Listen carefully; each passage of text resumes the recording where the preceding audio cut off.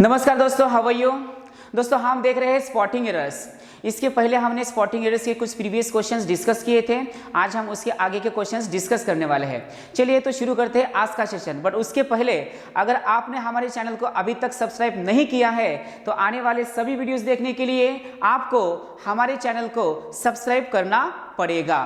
तो यहाँ पर देखिएगा पहला example, many a profound thinker believe, ये पहला ब्लॉक है। That the march of civilization, ये दूसरा ब्लॉक है। Has not coincided, ये तीसरा ब्लॉक है। और नो एरर, ये चौथा ब्लॉक है। तो ध्यान में देखिएगा दोस्तों, इन चार में से किस पार्ट पे एरर है ये हमें ढूंढना होता है और वही हमारा आंसर होता है। तो देखिएगा ये क्वेश्चन जो है वो किस टॉपिक पर पूछा गया है, तो ये पूछा गया है हमें टेंस पर। तो देखिए यहाँ पर टेंस पर भी क्वेश्चन हो सकता है एंड ये प्रोनाउन पर भी क्वेश्चन हो सकता है, क्योंकि इसकी शुरुआत जो है वो मेनी अ प्रोफाउंड से हुई है। आप देखिएगा मेनी जो होता है वो सिंगुलर होता है या प्लूरल होता है, तो ये प्लूरल होता है।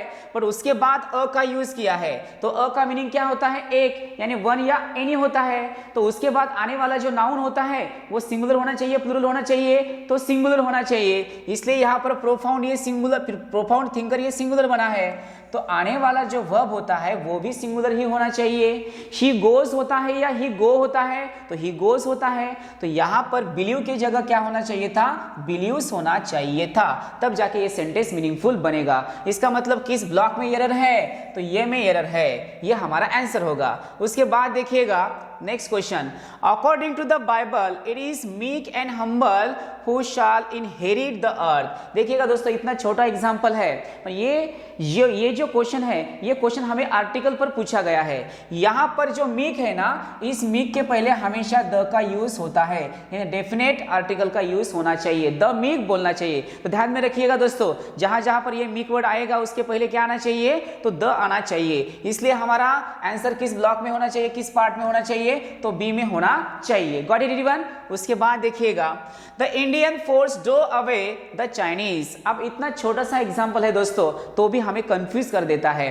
अब ये क्वेश्चन किस टॉपिक पर पूछा गया है, तो ये पूछा गया है नाउन एंड नंबर पर। तो ध्यान में रखिएगा दोस्तों, यहां पर फोर्स बोला है, इस फोर्स की जगह क्या होना चाहिए था, तो फोर्सेस होना चाहिए था, क्योंकि फोर्स का मतलब क्या होता है, तो दाब देना, और फोर्सेस का मतलब क्या होता है, तो सोल्जर होता है। इसलिए यहाँ पर फोर्सेस होना चाहिए था, तब जाके मीनिंगफुल बनेगा। इसका मतलब किस ब्लॉक में एरर होनी चाहिए बोलिए, तो ए में एरर होनी चाहिए। Got it everyone. तो इस टाइप के क्वेश्चंस हमें एग्जाम में पूछे जाएंगे। उसके बाद देखिएगा laser beams can carry long distance signals in way somewhat similar to radio waves।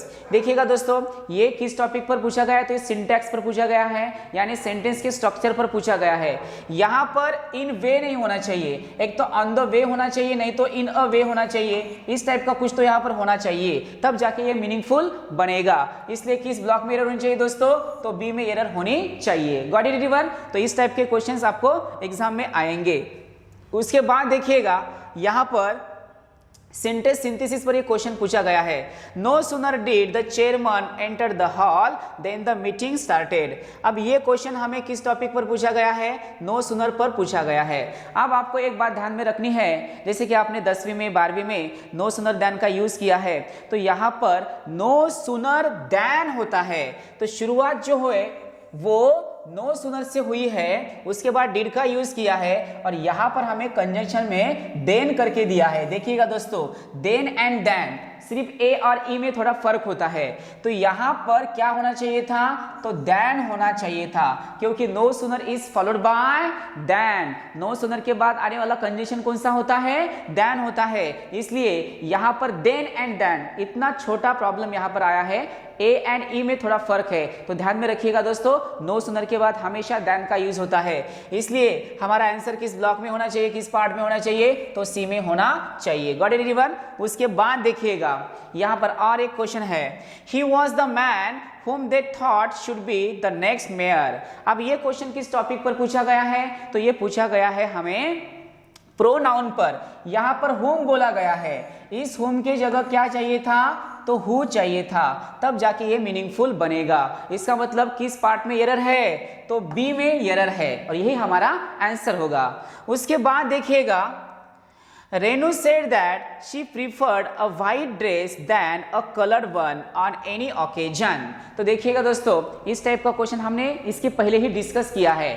जैसे मैंने आपको बोला है कि प्रीफर होता है, जैसे कि prefer, superior, senior, junior, prior, ये सारे वर्ड जो है वो लैटिन से आए हैं और इसके बाद हमेशा TO2 का ही यूज किया जाता है, यानी TO2 ये कंजंक्शन यहाँ पर आता है।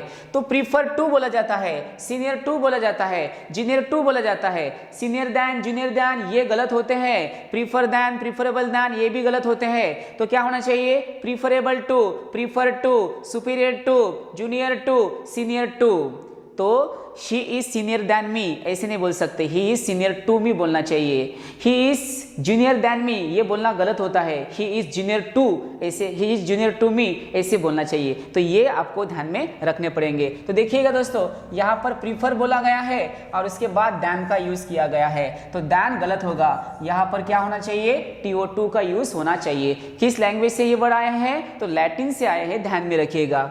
उसके बाद देखिएगा, Kamal was trying to pass through the gap on the fence when he tore his shirt. अब यहाँ पर जो बी में हमें थोड़ा देख रहा है कि यहाँ कुछ ना कुछ तो गलत है, यहाँ पर दूसरा कोई प्रीपोजिशन आना चाहिए था।